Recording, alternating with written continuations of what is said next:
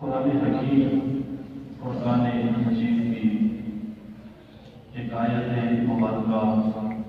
آپ کے سامنے تلاوت کرنے کا شرف حاصل کیا ہے، اور اسی آیت مبارکہ کے ضمن میں چند معروضات و گزارشات آپ کے سامنے بیان کرنے کی سعادت حاصل کروں گا۔ مالک کائنات ہم سب کی اس حاضر قومی مبارکہ میں قبول و منظور فرمائے اور حق اور سچ بیان کرنے کی اللہ توفیق عطا فرمائے، اور اس پہ عمل پیرا ہونے کی اللہ ہمیں توفیق عطا فرمائے۔ قرآن حکیم کی جو آیت مبارکہ آپ کے سامنے تلاوت کرنے کی سعادت حاصل کی ہے، اس میں اللہ رب العزت کے ارشاد فرماتے ہیں وَمَا نُرْسِلُ الْمُرْسَلِينَ إِلَّا مُبَشِّرِينَ وَمُنذِرِينَ، کہ ہم رسولوں کو نہیں بھیجتے مگر یہ کہ وہ خوشخبریاں سناتے ہیں اور قیامت کے ہولناک منظر سے ڈراتے ہیں۔ فَمَنْ آمَنَ وَأَصْلَحَ فَلَا خَوْفٌ عَلَيْهِمْ وَلَا هُمْ يَحْزَنُونَ، پس جو شخص بھی میرے انبیاء اور رسل کے پیغام پہ ایمان لاتا ہے، وَأَصْلَحَ، اور اپنی اصلاح کرتا ہے، فَلَا خَوْفٌ عَلَيْهِمْ وَلَا هُمْ يَحْزَنُونَ، تو پھر وہ ایسے لوگوں کی صف میں شامل ہو جاتا ہے کہ جنہیں نہ دنیا کے اندر کوئی غم اور حزن باقی رہتا ہے اور نہ میدان حشر کے اندر انہیں کوئی پریشانی لاحق ہوگی۔ اس آیت مبارکہ کے اندر اللہ تبارک و تعالیٰ نے اس کائنات کے اندر جو انبیاء اور رسل مبعوث فرمائے ہیں، انبیاء اور رسل کے مبعوث فرمانے کا اللہ نے مقصد بیان فرمایا ہے کہ ان انبیاء اور رسل کو بھیجنے کا مقصد یہ تھا کہ یہ میری طرف سے ملنے والے پیغام کو جس دور کے اندر میں انہیں مبعوث فرما رہا ہوں، اس دور کے اندر بسنے والی انسانیت تک میرا یہ پیغام پہنچا دیں۔ رب کائنات نے کئی ہزار عالم تخلیق فرمائے اور کئی ہزار مخلوقات اللہ نے پیدا فرمائی ہیں، لیکن ان ساری کی ساری تخلیقات کے اندر اور اللہ کی بنائی ہوئی مخلوقات کے اندر اللہ تبارک و تعالیٰ نے جس مخلوق کو اشرف مخلوقات ہونے کا شرف عطا فرمایا ہے، وہ سب سے زیادہ باعزت باوقار صاحب توقیر مخلوق جسے اللہ نے بنایا ہے، وہ الحمدللہ یہی انسانی وجود ہے کہ جسے رب کائنات نے اپنا نائب اور خلیفہ ہونے کا شرف عطا کر کے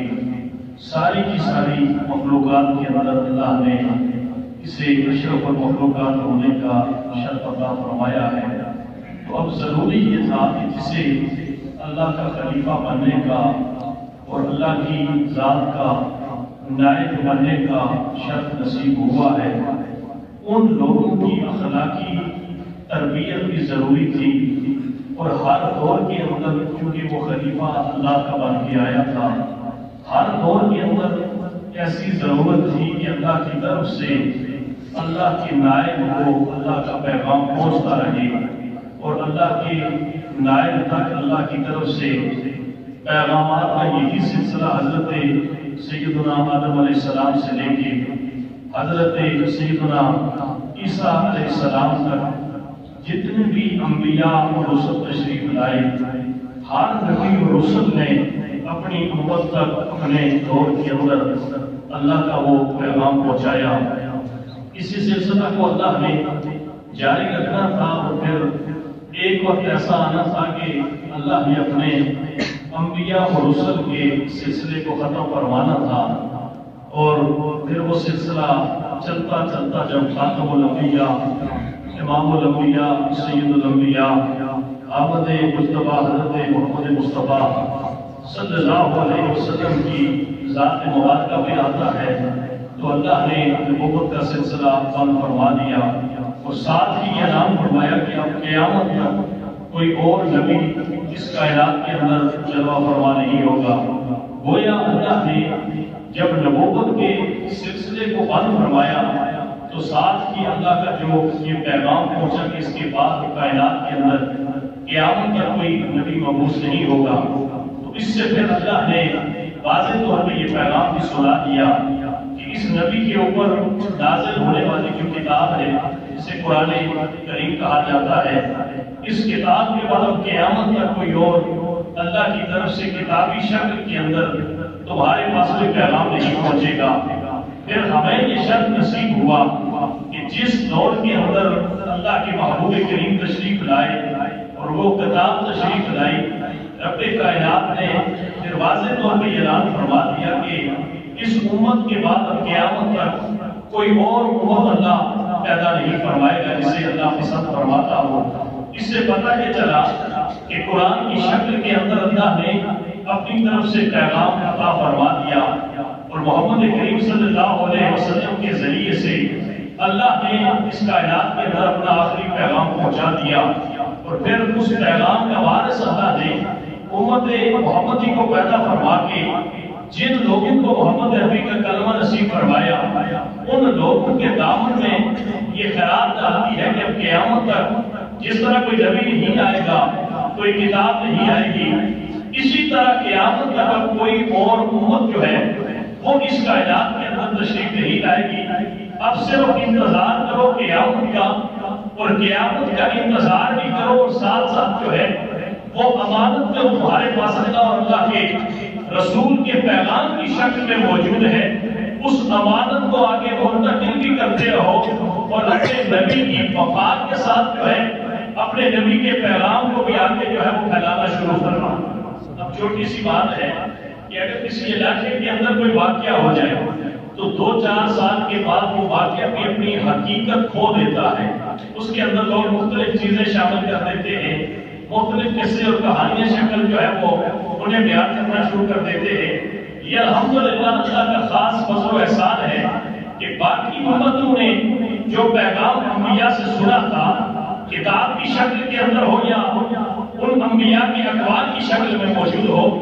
ہر امت نے 1-2 سالوں کے بعد، 50-100 سالوں کے بعد، 2-4 صدیوں کے بعد اس پیغام کو جو ہے وہ بھولنا اور بھلانا شروع کر دیا۔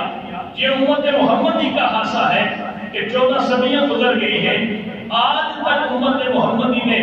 اپنے محبوب کی اقوال کا بھی جو ہے وہ محافظ رہی ہے، اور اپنے نبی کی شان کی بھی یہ امت محافظ رہی ہے۔ اگلی بات یہ ہے کہ قیامت بے شک اس سے 10,000 سالوں کے بعد آئے، انشاءاللہ قیامت تک اللہ کا یہ آخری کلام بھی اسی طرح موجود رہے گا، اور اللہ کے نبی کا فرمان بھی اسی طرح کائنات کے اندر موجود رہے گا۔ اب اللہ نے فرمایا کہ انبیاء کو کائنات کے اندر مبعوث کرنے کا مقصد یہ تھا کہ میرے یہ نبی تمہیں خوشخبریاں بھی سنائے، اور اگر کوئی شخص ان انبیاء کی پیغام کے مطابق زندگی نہیں گزارتا تو پھر یہ انبیاء کرام جو ہے وہ اس آنے والے شخص کو آخرت کی ہولناکیوں سے بھی خبردار کر دے۔ اللہ نے جو کے لیے عذاب تیار کر کے رکھا ہے اس سے بھی لوگوں کو باخبر کرنا شروع کر دے۔ حضرت مجدد پاک مجدد الثانی رضی اللہ عنہ کو یہ ارشاد فرماتے ہیں کہ ہم جس دور کے اندر بستے ہیں، ہم جس دور کے اندر آباد ہیں، ہم جس دور کے اندر اپنی زندگی گزار رہے ہیں، انسانی زندگی کے اندر اتنا بگاڑ آ چکا ہے، انسانی زندگی کے اندر اتنا فساد آ چکا ہے، انسانی زندگی کے اندر اتنا تغیر آ چکا ہے، انسان اخلاقی طور پہ اتنا گراوٹ کا شکار ہو چکا ہے کہ اس دور کے اندر ضرورت ہے کہ اللہ کا کوئی ایک برگزیدہ اول العزم نبی اس کائنات کے اندر آئے، آگ کے لوگوں کی اصلاح کے لیے لوگوں تک اللہ کا پیغام پہنچائے۔ لیکن چونکہ اللہ نے اپنے آخری نبی کو کائنات کے اندر مبعوث فرما کے نبوت کے سلسلے کو بند فرما دیا ہے. اب قیامت تک کوئی اور نبی نہیں آئے گا. اے امت محمدی جاگ جاگ کے اپنے نبی کے پیغام کو اپنی زندگی کے اندر داخل کر کے قیامت تک اپنے نبی کا وارث بن کے اپنے نبی کے پیغام کو پھیلانا شروع کروا دیں. سبحان اللہ. سچی یہ بات ہے کہ 14 صدیاں گزر گئی ہیں. ہر آدمی کو پتا ہے کہ ہماری تعلیمات کیا ہے. ہر آدمی کو پتا ہے کہ ہمارے دین نے ہمیں کن راستوں پہ چلنے کا حکم دیا ہے, کن راستوں سے منع فرمانے کا حکم فرمایا ہے. زمانے آتے ہیں, لوگ آتے ہیں, حالات بدلتے ہیں, زمانے گزر جاتے ہیں, لوگ گزر جاتے ہیں, حالات گزر جاتے ہیں, لیکن یہ اللہ کے محبوب کے غلاموں کی شان رہی ہے کہ قیامت تک انہوں نے اللہ کے نبی کے پیغام کی حفاظت بھی کرنی ہے اور اللہ کے نبی کے پیغام کو آگے پھیلانا بھی ہی لوگوں نے. اب یہاں پہ اللہ یہ فرماتے ہیں کہ ہر نبی اور رسول کائنات کے اندر جب آتا ہے اس کے پیغام کو سننے کے بعد جو لوگ اس نبی کے پیغام کے سننے کے بعد ایمان لاتے ہیں اور اپنی اصلاح فرماتے ہیں, اللہ ان لوگوں کے بارے میں اعلان فرماتا ہے کہ نہ دنیا کے اندر انہیں کوئی حزن رہتا ہے اور نہ آخرت کے اندر انہیں کوئی خوف لاحق ہوگا. یہ اللہ ان لوگوں کی شان بیان فرماتا ہے, اللہ ان لوگوں کا خاصہ بیان فرماتا ہے اور اللہ تبارک و تعالیٰ نے ان لوگوں کی عظمت کو بیان فرمایا ہے کہ جو اللہ کے بھیجے ہوئے انبیاء کے پیغام کو سننے کے بعد اس پہ ایمان بھی لاتے ہیں اور پھر اس پیغام کو سننے کے بعد اپنے اندر اصلاح کی کوشش بھی فرماتے ہیں. حضور نبی کریم صلی اللہ علیہ وسلم نے قیامت کی نشانیوں میں سے بہت ساری جو نشانیاں بیان فرمائی ہیں, ان نشانیوں کے اندر ایک نشانی یہ بھی ہے کہ انسان صبح اٹھے گا تو اس کا دین کوئی اور ہوگا, رات کے وقت جب وہ سوئے گا تو اس کا دین کوئی اور ہوگا, صبح جب وہ بستر سے اٹھے گا تو اس کا دین کوئی اور ہوگا. یہ وہی زمانہ گزر رہا ہے جس زمانے کے اندر ایک انسان ہے, ایک زبان ہے, لیکن ایک زبان پہ ہزاروں باتیں سجا کے بیٹھا ہے. صبح جو آدمی آتا ہے اس سے کوئی اور بات کر رہا ہے, شام کو جو آدمی آتا ہے اس سے کوئی اور بات کر رہا ہے, پھر اگلی صبح جو آدمی آتا ہے اس سے کوئی اور بات کر رہا ہے. گویا انسان اپنے جب زبان سے تبدیلی کرتا ہے, انسان اپنے ایمان سے تبدیلی کرتا ہے, جب انسان اپنے ایمان سے تبدیلی کرتا ہے تو گویا آدمی اپنے دین سے جو ہے وہ تبدیلی کرتا ہے. اللہ کے محبوب نے فرمایا تھا کہ ایک وقت ایسا آئے گا کہ انسان اپنے دین کے لیے صبح کو دین کوئی اور ہوگا, شام کو کوئی اور دین ہوگا. اپنی زبان کی وجہ سے انسان اپنے ایمان کی تبدیلی کی وجہ سے اپنے دین کو تبدیل کرنا شروع کر دے گا. ان حالات کے اندر سمجھو کہ قیامت اب تمہارے بالکل قریب آ چکی ہے. اب ایسے حالات کے اندر انسان کا دو رشتے ہیں, ایک ہمارا رشتہ ہے اللہ سے اور ایک ہمارا رشتہ ہے مخلوق سے. یہ جو نماز پڑھنے آئے ہیں یہ اللہ سے ہمارا جو رشتہ ہے اس رشتے کو مستحکم کرنے کے لیے یہاں ہم آتے ہیں. ہم جب عبادت کرتے ہیں, روزے رکھتے ہیں, کوئی نیکی کا کام کرتے ہیں تو ہمارا وہ اللہ کے ساتھ جو ہمارا رشتہ ہے اس رشتے کو ہم مستحکم کرنے کے لیے کوشش کرتے ہیں. اسی طرح ہمارا ایک بندوں کے ساتھ رشتہ ہے. جب ہم نماز پڑھ کے یہاں سے باہر نکلتے ہیں اللہ کے ساتھ جو ہمارا تعلق تھا اس تعلق کے لیے ہم نے کوشش کی ہے. گھر سے چلے, وضو کیا, پاک صاف لباس پہنا, مسجد میں آئے, نماز ادا کی. نماز پڑھنے کے بعد جب ہم مسجد سے باہر نکلتے ہیں تو پھر اللہ کے حق کے بعد جو ہے وہ ہمارا بندوں کے ساتھ جو تعلق ہے وہ ہمارے ذمہ شروع ہو جاتا ہے. انسان یہاں سے باہر قدم رکھتا ہے تو اس کا تعلق جو بندوں سے ہوتا ہے اس کی ڈیمانڈ شروع ہو جاتی ہے, اس کے مطالبات شروع ہو جاتے ہیں. اللہ کے محبوب نے فرمایا کہ جو شخص اللہ سے اپنا رشتہ قائم کر کے اس میں کامیاب ہو جاتا ہے وہ بھی کامیاب ہو جاتا ہے. جو بندوں سے اپنا رشتہ قائم کر کے اس رشتے کے اندر بھی کامیاب ہوتا ہے وہ بھی کامیاب ہو جاتا ہے. لیکن جو شخص ایک رشتے کو تو تعلق قائم چھوڑ کے اسے مستحکم رکھتا ہے, دوسرے رشتے میں کمی کر دیتا ہے, قیامت کے دن وہ انسان خسارے میں چلا جائے گا. ہم سمجھتے ہیں یہ نماز پڑھنا ہی دین ہے, یہ عبادت کرنا ہی دین ہے, لیکن اللہ کے محبوب کی تعلیمات کو اگر دیکھا جائے تو دین زندگی کے ہر گوشے پر موجود ہے. ہم جہاں بیٹھتے ہیں وہاں بھی دین ہم سے کچھ تقاضے کرتا ہے. ہم جس گھر کے اندر رہتے ہیں اس گھر کی چار دیواری کے اندر بھی ہمارا دین ہم سے تقاضا کرتا ہے. اللہ کے محبوب کریم صلی اللہ علیہ وسلم کے بارے میں حضور کے بارے میں سیدہ عائشہ صدیقہ رضی اللہ تعالیٰ عنہا سے پوچھا گیا کہ حضور کے اخلاق کیا تھے. اب دیکھیں نا قیامت کے دن حضور نے فرمایا کہ انسان کے نامہ اعمال کے اندر جو سب سے وزنی چیز ہوگی وہ انسان کے اخلاق ہوگا. اب دیکھیں نا بھوسا ہوتا ہے، اتنا بڑا بنڈل ہو بھوسے کا تو ممکن ہے اس کا وزن 10 کلو بھی پورا نہ ہو، لیکن دوسری طرف لوہا پڑا ہوتا ہے، چھوٹا سا لوہا ہوتا ہے، لیکن وہ وزن میں اس بھوسے کے اتنے بڑے بنڈل سے زیادہ وزن دار ہوتا ہے. روئی آپ کو بڑا بورا بھر کے روئی کا ترازو کے ایک پلڑے میں رکھ لیں، روئی دوسرے پلڑے کے اندر لوہے کا ایک ٹکڑا رکھ لیں تو ممکن ہے وہ لوہے کا چھوٹا سا ٹکڑا جو ہے وہ روئی کے اس بہت بڑے جو بورے سے جو ہے وہ وزندار نکلے. اللہ کے محبوب نے فرمایا کہ قیامت کے دن انسان ہر عبادت لے کے آئے گا، اس میں کوئی شک نہیں، نیکیاں لے کے آئے گا، لیکن اللہ کے محبوب نے واضح طور پہ اعلان فرما دیا کہ قیامت کے دن جو انسان کے پلڑے کے اندر سب سے زیادہ وزندار چیز رکھی جائے گی وہ انسان کے اخلاق کا وزن ہوگا، جو قیامت کے دن سب سے زیادہ وزندار چیز ہوگی. اب ایک صحابی نے سیدہ عائشہ صدیقہ رضی اللہ تعالیٰ عنہا سے پوچھی بیٹھا کہ اے عائشہ صدیقہ یہ فرما دیجئے کہ اللہ کے محبوب نے اخلاق کے بارے میں بڑی وضاحت فرمائی ہے، بڑی تلقین فرمائی ہے، آپ یہ بیان فرمائیے کہ اللہ کے محبوب کے اپنے اخلاق کیسے تھے. مزہ تو تب ہے کہ خبر بندہ گھر سے گواہی دیتے، اگر میرے اخلاق کے بارے میں میرے ملازم سے پوچھا جائے تو وہ کیا جواب دے گا یہ مجھے سوچنا چاہیے. میرے اخلاق سے میری بیوی بچوں سے پوچھا جائے کہ میرے اخلاق کیسے ہیں تو وہ کیا گواہی دے گی. میرے اخلاق کے بارے میں اگر میرے پڑوسی سے پوچھا جائے تو میرا پڑوسی میرے اخلاق کے بارے میں کیا جواب دے گا یہ ہر آدمی بہتر جانتا ہے. میرے اخلاق کے بارے میں جس آدمی سے میرا لین دین ہے اگر اس آدمی سے پوچھا جائے تو میرے اخلاق کی وہ صحیح ترجمانی کرے گا کہ اس آدمی کے اخلاق کیسے ہیں. میں قربان جاؤں کہ اللہ کے محبوب کریم کے اخلاق کے بارے میں اگر پوچھا جا رہا ہے تو آپ کی زوجہ محترمہ سیدہ عائشہ صدیقہ رضی اللہ تعالیٰ عنہا سے پوچھا جا رہا ہے. سیدہ عائشہ نے بھی کمال جواب عطا فرمایا. میں کہتا ہوں اگر قیامت تک سارے لوگ بھی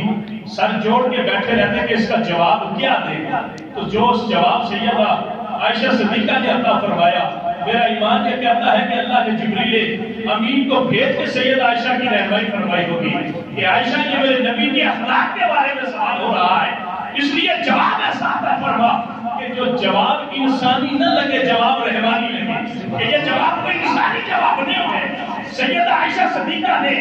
سوال پوچھنے والے سے کہا کیا تو رب کا قرآن نہیں پڑھتا؟ تو وہ کہنے لگا پڑھتا ہوں. کہا بس کان خود کو ہوا القرآن، اگر تو قرآن پڑھتا ہے قرآن کو سمجھتا بھی ہے تو پھر سن میرے نبی کا اخلاق سارے کا سارا قرآن ہی تھا. یہ سیدہ عائشہ نے جواب عطا فرمایا. اب اللہ کے محبوب کریم صلی اللہ علیہ وسلم صحابہ کرام کے سامنے اخلاق پہ زور کیوں عطا فرماتے تھے؟ اللہ کے محبوب کریم صحابہ پہ جواب فرمایا. ابھی رمضان کا مہینہ کچھ عرصہ پہلے گزرا ہے، میں نے آپ کے سامنے رمضان کے روزے کے فضائل بیان کیے. ہر آدمی جب روزے کی فضیلت سمجھتا ہے سنتا ہے تو دل کرتا ہے اللہ ہمت عطا فرمائے تو ساری زندگی بندہ روزے سے گزار دے. اسی طرح نماز ایک بہت بڑی عبادت ہے، اسلام کا ایک رکن ہے، نماز پہ بڑا زور دیا جاتا ہے. انسان جب نماز کے فضائل سنتا ہے تو دل یہ کرتا ہے کہ اللہ ہمت عطا فرمائے تو ساری زندگی بندہ سجدے میں سر رکھ کے گزار دے. اسی طرح صدقہ و خیرات ہے، اسی طرح ہر نیکی ہے. صحابہ کرام کو بھی اللہ کے محبوب کریم نے یہی عطا فرمایا. اب صحابہ کی مجلس میں اللہ کے محبوب یہ فرماتے ہیں الا اخبرکم بافضل من درجات الصلاۃ والصیام والصدقۃ. ایسے حاضر کیا میں تمہیں ایک ایسی عبادت کے بارے میں نہ بتا دوں جو درجات کے لحاظ سے نماز سے بھی بڑی عبادت ہے، روزے سے بڑی عبادت ہے، صدقہ و خیرات سے بڑی عبادت ہے. ظاہری بات ہے صحابہ تو یہی سنتے آئے ہیں کہ نماز بہت بڑی عبادت ہے، صحابہ تو یہی سنتے آئے ہیں کہ روزہ بہت بڑی عبادت ہے، زکات صدقہ و خیرات بہت بڑی عبادت ہے. جب اللہ کے محبوب نے یہ فرمایا کہ درجات کے لحاظ سے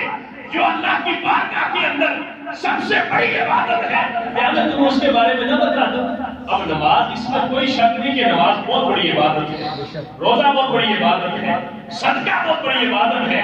لیکن اللہ کے محبوب کریم نے فرمایا اس طرح وہ فرمایا تھا نا کہ اعمال میں سب سے زیادہ وزنی چیز انسان کا اخلاق ہوگا. چھوٹا سا اخلاق اگر ترازو میں پڑا ہو، جس طرح لوہا پڑا ہو، دوسری طرف روئی کے بولے پڑے ہوں تو وہ لوہے کا وزن زیادہ ہوتا ہے۔ اسی طرح اللہ کے محبوب نے فرمایا کہ درجات کے لحاظ سے، وزن کے لحاظ سے، مقبولیت کے لحاظ سے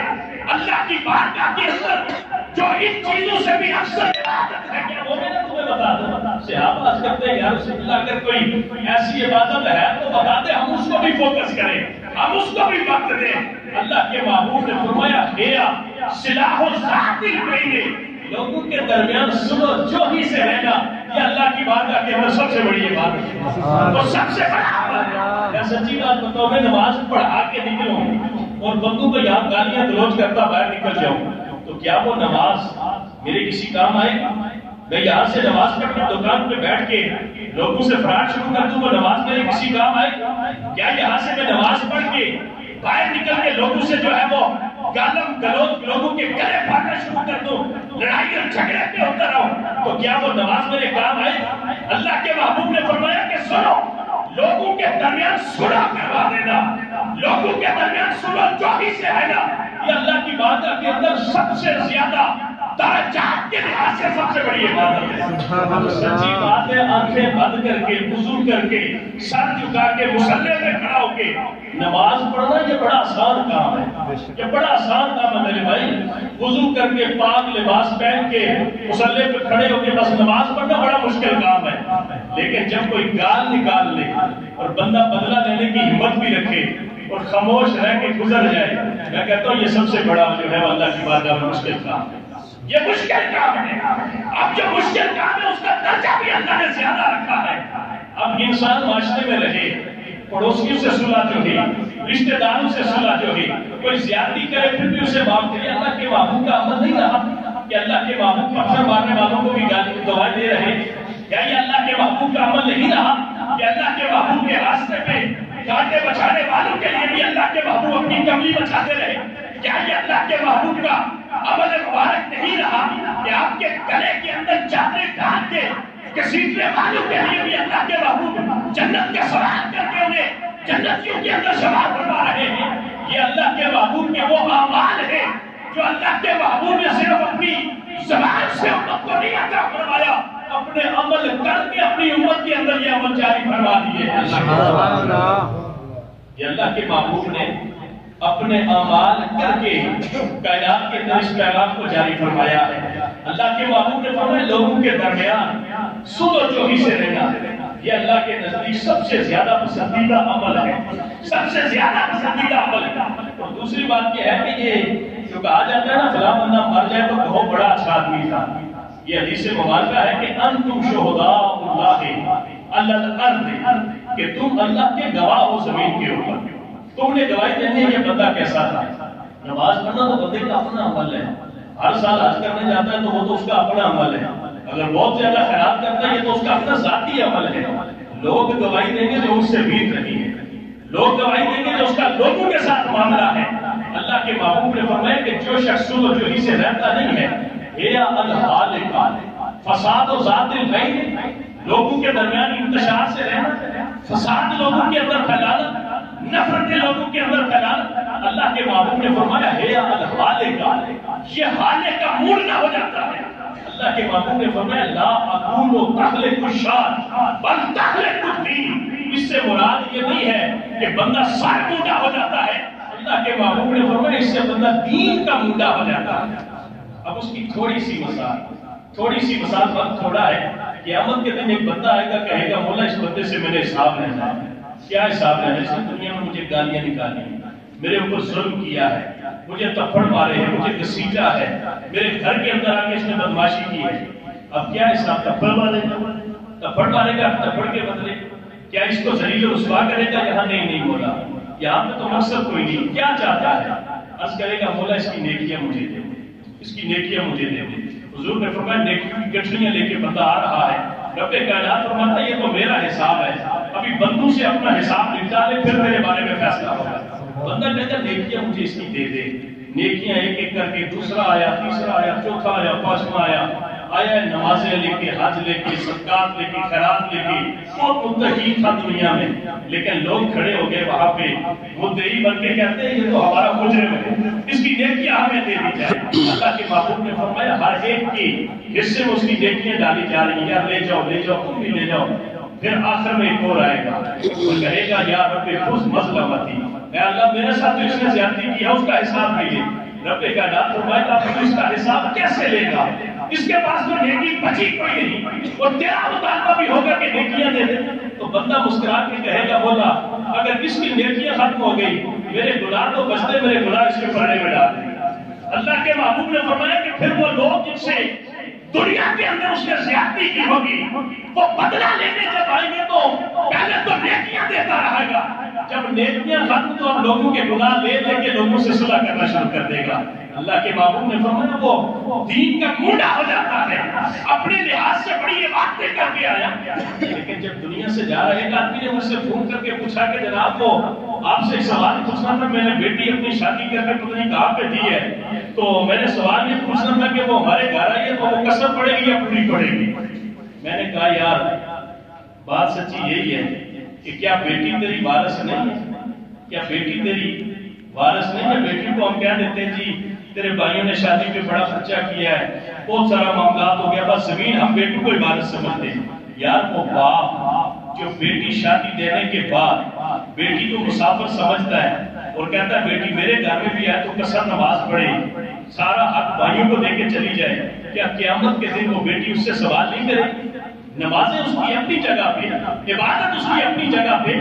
کیا قیامت کے دن وہ بیٹی اس باپ سے یہ اگر پوچھ ہی بیٹھے کہ کیا میں تیری بیٹی نہیں تھی؟ کیا رب اور رب کے رسول نے مجھے تیرا وارث نہیں بنایا تھا؟ تو میں نے اس سے صرف اتنا کہا کہ اگر تو بیٹی کو اپنا وارث سمجھتا ہے، اللہ اور رسول نے تو اپنا وارث بنایا ہے، اگر تو اپنی بیٹی کو اپنے بیٹوں کی طرح وارث سمجھتا ہے تو پھر جو ہے وہ وہاں پہ پوری نماز پڑھے گی، اس لیے کہ وہ وارث ہے وہاں کی۔ لیکن اگر تو اپنی بیٹی کو وارث نہیں سمجھتا تو اس کا وارث اللہ اور اللہ کا رسول موجود ہے۔ قیامت کے دن تجھے یہ ثابت کرنا پڑے گا کہ جسے اللہ اور اللہ کا رسول وارث ٹھہرا رہا ہے اس وراثت کا تو انکار کیوں کر رہا ہے؟ اسی لیے ہم دنیا کے اندر اپنے بنائے ہوئے نظام کے اندر بڑے کھڑے ہوتے ہیں، بڑے صاف و ستھرے ہوتے ہیں، بڑے اپنے عقلی جو ہے وہ اس پیمانے کے اوپر ہم بڑی اچھی زندگی گزار رہے ہوتے ہیں، لیکن اگر ضمیر کی عدالت میں بندہ حاضر ہو کے اپنے ضمیر سے یہ پوچھ بیٹھے کہ کیا یہ باتیں یہ ریاستیں ہر سال حج پہ جانا، سال میں کئی مرتبہ عمروں کے لیے جانا، گھر کے اندر محفلیں کروانا، ہر وقت جو ہے وہ تسبیح میں درود و سلام پڑھنا، ذکر و اذکار کرنا، کیا کہیں ایسا تو نہیں ہے کہ یہ لوگ میرے خلاف قیامت کے دن اگر گواہ بن کے کھڑے ہو گئے تو رب میری یہ بات ایک طرف رکھے گا، پہلے ان بندوں کے معاملات جب طے کرنے پہ آ گیا تو کہیں ایسا تو نہیں وہاں پہ میری کمزوری ظاہر ہو جائے میں خسارے میں چلا جاؤں۔